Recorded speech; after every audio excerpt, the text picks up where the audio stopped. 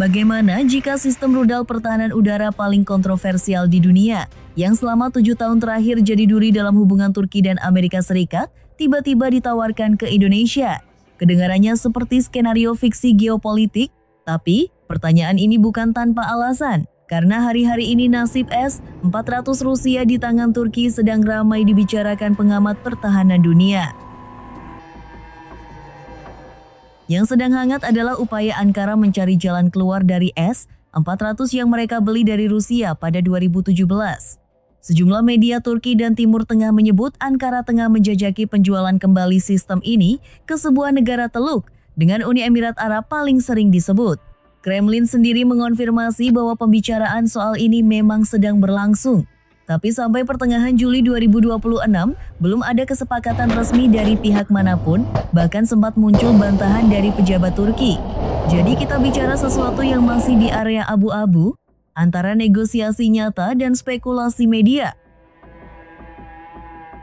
Ceritanya bermula tahun 2017, ketika Turki memilih membeli S-400 setelah negosiasi Patriot dengan AS buntu. Keputusan ini membuat marah Washington karena radar dan sistem komando S-400 dianggap bisa membocorkan data sensitif jet siluman F-35 ke Rusia.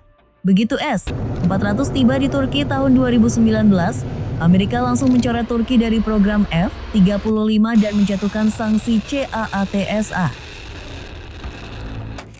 Secara teknis, S-400 memang sistem kelas berat.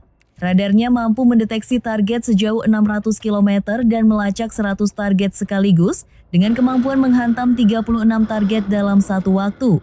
Tapi ironisnya, selama hampir 7 tahun, baterai ini justru lebih banyak tersimpan di gudang ketimbang aktif menjaga langit Turki karena masalah interoperabilitas dengan sistem NATO. Kini, dengan membaiknya hubungan Ankara-Washington di era kedua Trump, Turki ingin kembali masuk program F-35. Tapi ada ganjalan hukum besar, sertifikat pengguna akhir dari Rusia yang melarang alutsista ini dijual ke pihak ketiga tanpa izin Moskow. Jadi sehebat apapun keinginan Turki, keputusan akhir tetap di tangan Rusia yang justru dikabarkan berkepentingan menarik kembali sistem ini untuk kebutuhan perang di Ukraina. Nah, disinilah pertanyaan besarnya, apakah Indonesia bisa jadi calon pembeli jika S-400 ini benar-benar dilepas? Perlu ditegaskan, sampai saat ini tidak ada pernyataan resmi dari Kemhan atau TNI AU soal ketertarikan pada S-400 Turki. Yang nyata terjadi, Indonesia memang sedang mengejar penguatan Hanud jarak menengah jauh, karena saat ini TNI AU baru punya satu baterai NASAMS 2 di Teluk Naga, jauh dari cukup untuk melindungi kawasan sepadat Jabodetabek. Kalaupun skenario ini dipertimbangkan, tantangannya besar.